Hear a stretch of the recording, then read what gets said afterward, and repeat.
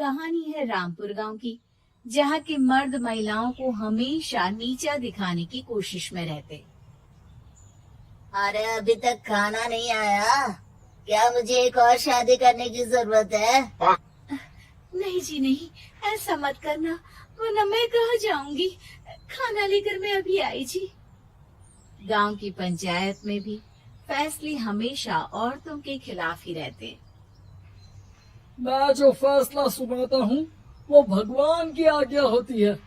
इस लड़के ने अपने मन से शादी करके अच्छा नहीं किया। लड़के को घर भेज दो और इसकी शादी इसकी जाति की किसी लड़के से करवा दो।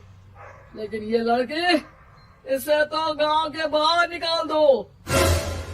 नहीं नहीं जमींदार साहब, ये क्या बोल रहे हैं? ऐसा नहीं हो सकता। मेरी बेटी मासूम है, इसे अच्छे बुरे की समझ नहीं है। अरे कहाँ जाएगी ये बेचारी? कहाँ जाएगी? इतनी चिंता है तो पूरे परिवार का गांव निकाला कर देते हैं। बेचारे पूरे बसे बसाए परिवार को गांव छोड़ना पड़ता है। चाहे जो हो, अगर बेटियों को कंट्रोल नहीं कर सकते तो गांव में रहने का कोई मतलब नहीं है। यहाँ औरतों को दब कर रहना होगा।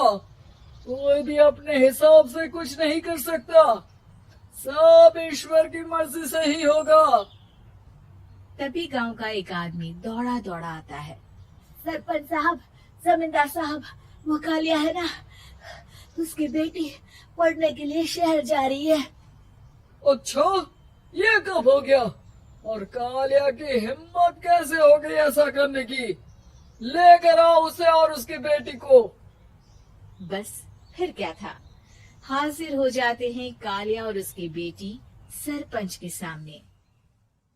और कालिया, ये क्या सुनने में आ रहा है? बेटी को इंजीनियर बना रहा है तू? और ये बता, गांव में तो स्कूल नहीं है, फिर कहाँ से इतनी क्लास पास कर गई तेरी बेटी? राधा, जो कि कालिया की बेटी है, उसे लगता है कि सरपंच उसकी तारीफ कर रहे हैं।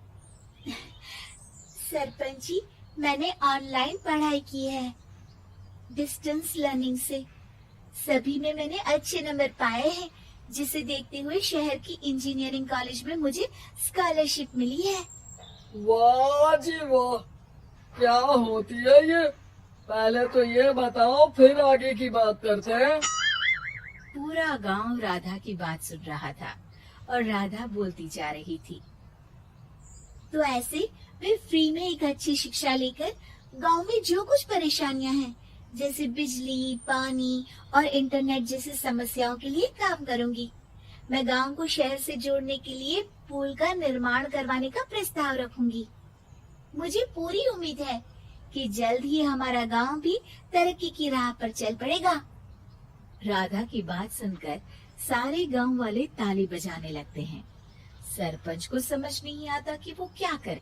चुप रह नादान लड़की, गांव के खिलाफ जाने के लिए तुझे गांव से बेदखल कर दिया जाएगा, वो भी पूरे परिवार के साथ। और हाँ, अगर ठीक से गांव में रहना चाहती है तो ये पढ़ाई लिखाई छोड़ दे। हम तेरे लिए गांव का कोई होनहार लड़का देखेंगे। तभी गांव का एक आदमी बोल पड़ता है।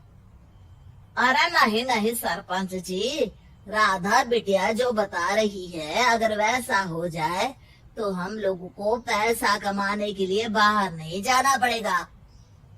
हाँ जी, और ना ही कोसों दूर पानी के लिए भटकना पड़ेगा। हमारे बच्चे भी अच्छी पढ़ाई कर सकेंगे और आगे बढ़ेंगे, ना कि हमारी तरह खेती करते बैठेंगे। क्यों गांव वालों, राधा बिटिया का साथ देना चाहिए ना। सरपंच देखता है कि गांव राधा के साथ है तो वो चुप हो जाता है। वो घर आकर अपने सलाहकार से बात करता है, जो बहुत ही चालाक किस्म का इंसान होता है।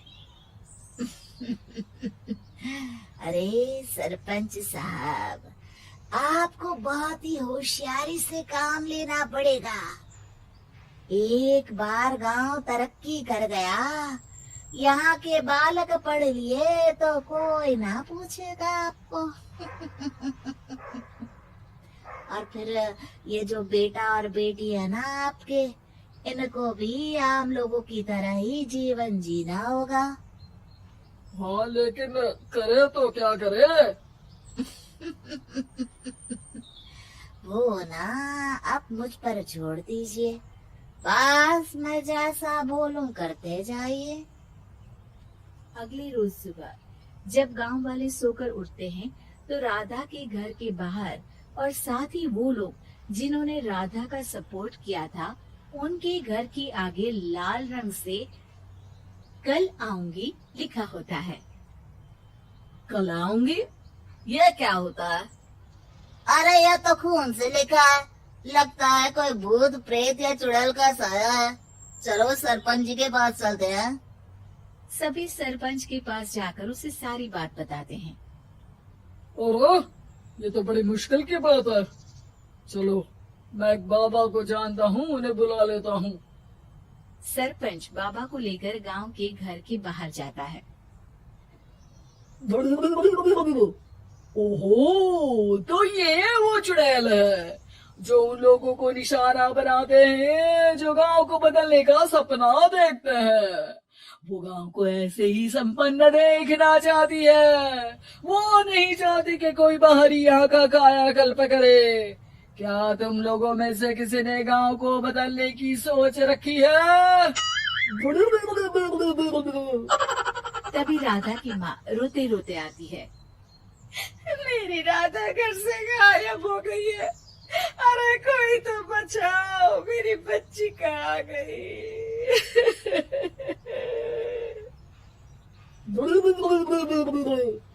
ले गई वो चुड़ैल, तेरी बच्ची को ले गई। अब वो उसे श्रापित करके छोड़ेगी, उस पर चुड़ैल का साया हो जाएगा।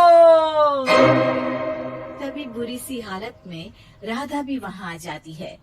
उसके बाल चुड़ैल की तरह फैले होते हैं और कपड़ों में खून लगा होता है। सभी राधा को देखकर डर जाते हैं।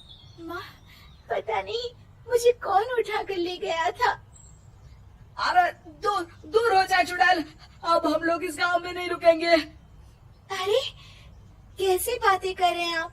कल तो आप मेरे भरोसे गांव का हुलिया बदलने, अपने बच्चों को पढ़ाने और तरक्की उन्नति की बात कर रहे थे, तो आज क्या हो गया आपको? ये फिर तुम लोगों को बहकाएगी। ये चुड़ैल गांव में आ चुकी है, ऐसे ही ये तुम्हारे घर के बच्चों को भी ले जाएगी। गांव वाले राधा को गांव से बाहर निकाल देते हैं। उसके माँ बाप रोते रहते हैं, लेकिन गांव वाले नहीं मानते। मैं भी अपनी बहन के साथ गांव के बाहर रहूंगा, लेकिन वो पढ़ाई नहीं छोड़ेगी। वहीं सरपंच के घर पर सलाहकार कहता है। देखा, सांप भी मर गया और लाठी भी नहीं टूटी। लेकिन अगले ही दिन सरपंच के घर के बाहर भी वही शब्द लिखे होते हैं।